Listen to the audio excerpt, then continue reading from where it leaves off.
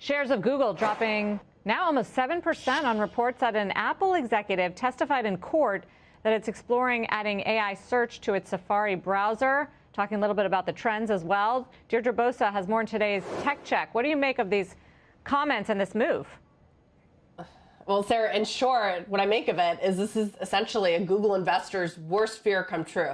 Let me go back and tell you what was said. In testimony today, as part of the DOJ search case, Apple VP Eddie Q, he dropped these bombshells. He said Safari searches declined for the first time in April, adding that Apple is now exploring adding an AI search option, naming Perplexity and Anthropic as possible partners. Q even admitted that he has lost sleep over the possibility of losing Google's payments. Now, those payments, which are worth over $20 billion a year, that helps Google maintain its search dominance by ensuring that it is the default on Apple devices.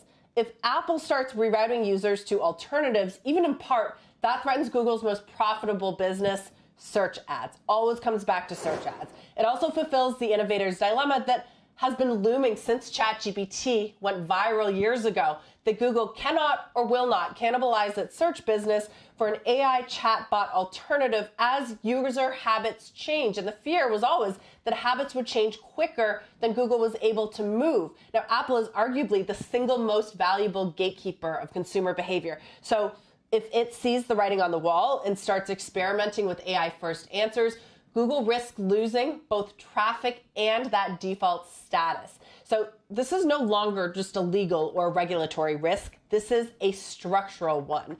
There's irony here too, guys. Over the last few months, there's been this growing acknowledgement, certainly in tech circles, that Google is moving faster than ever and collecting more AI wins.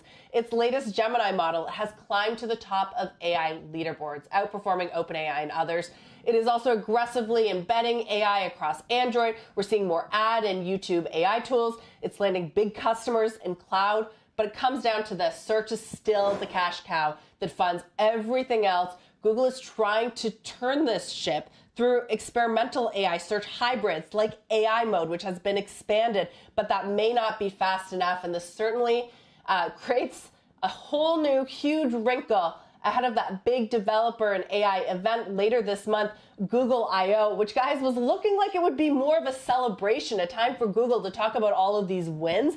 But these comments from Apple and Eddie Q pour a whole lot of cold water on the idea that Google may be catching up because its core business is now seeing real threats.